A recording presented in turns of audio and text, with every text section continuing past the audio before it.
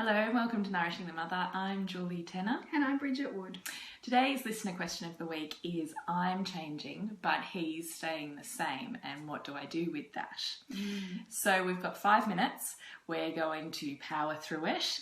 It may feel a little brutal. Please feel free to pull it apart with us on our online community and forums.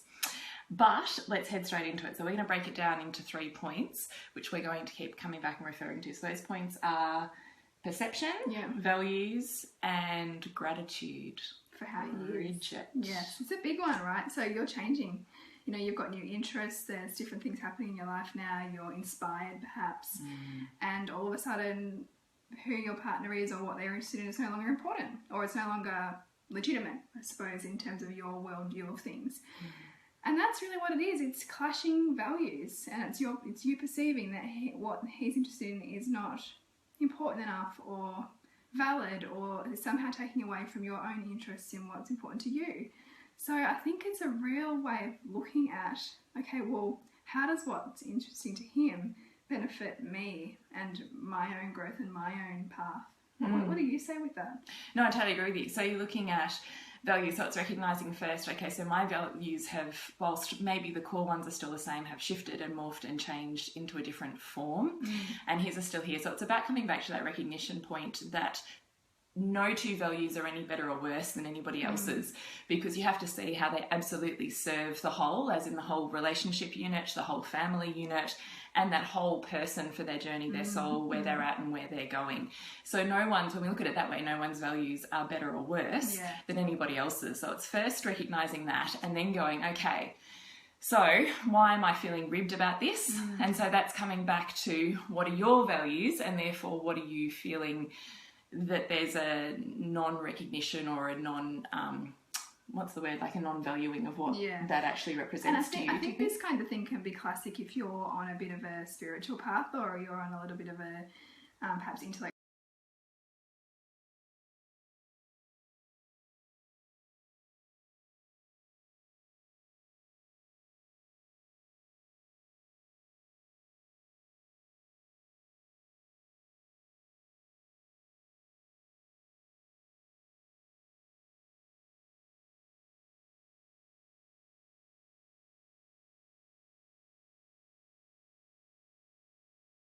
Yeah.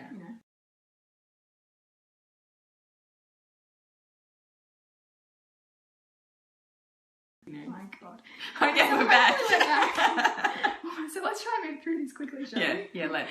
So I'm just talking about here about values, and this idea of often it comes from a comparison of perhaps you're on some kind of enlightened path, or you're feeling like that you're just kind of feeling the fullness of the world, and your partner's still sitting on the couch watching football. Maybe. Doesn't feel like he's living up to it, or that you're sharing that journey, and you kind of have that moment of, well, how are we going to move through this together if I'm over here and you're over there? You're not even hearing me, this is important to me now, and you're still where you were. But I think it's really about seeing how the football, just simple things like whatever they're currently interested in, how that helps you, and how that, is part of the family unit, or so in our family relationships podcast and in our family dynamics and relationship dynamics podcast, both of those to talk about the family unit as a whole, so nothing is ever missing. So by him being these sets of values, it allows you to be these sets of values. You can't actually have two of you on exactly the same path, headed in exactly the same direction, aligning perfectly, because there would be a level of infatuation while you sort that out, and on the flip of that would be resentment. And also then one of you wouldn't be needed if you're both the same, both had the same interests. How boring would that be, right? But also universally, one of you wouldn't be needed. Yeah, it's like that whole thing of, even in Chinese medicine, the husband and the wife, or the two partners, one of them's always the hot body temperature, one of them's a cold body temperature. You have two couples, two people in a relationship, you would never have two that are hot or two that are cold.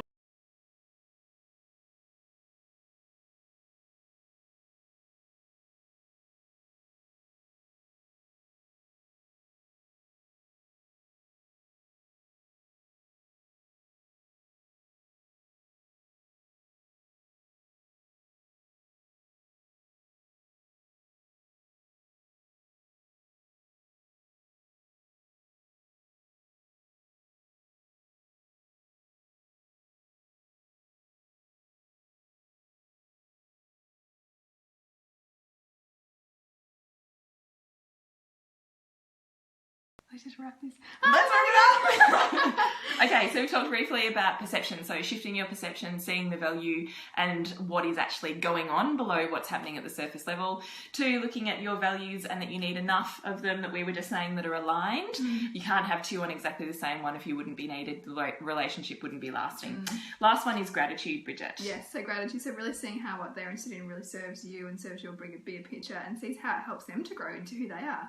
Sometimes it might mean that they have to unwind in a certain way that maybe is not tuned in with you. If you're seeing that they're lazy, or if you're seeing that they're perhaps uninspired, well, where are you also those things? Because you can't see anything but yourself in your partner. So it's about having some compassion and some sense of gratitude for what they're representing to you about yourself, and also to who they are, because they're a unique person on their own path as well. And we're just here to love them and find gratitude in even the most frustrating of places often. Yeah, so that's the mirror. So even the things that tick us off the most is a self-reflective process, as opposed to being about them. It's actually about what are you owning or not owning within yourself, because you're aware of it, because it's kind of like your bumper sticker from your soul, I suppose, is pay attention here. Yeah. But the gratitude for me also, when I'm thinking about that, I love what you were saying, was also just coming back to that heart place of, I get why he's like that, because it allows me to be like this. Yeah, totally.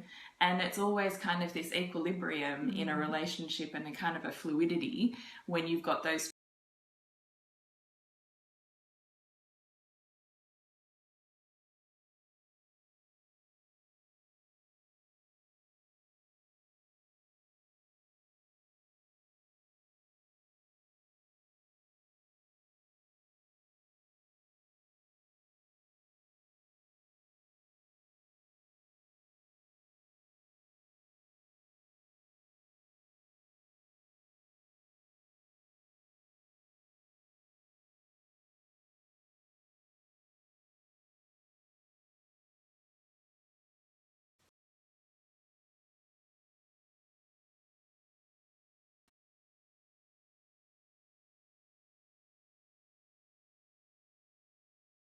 time.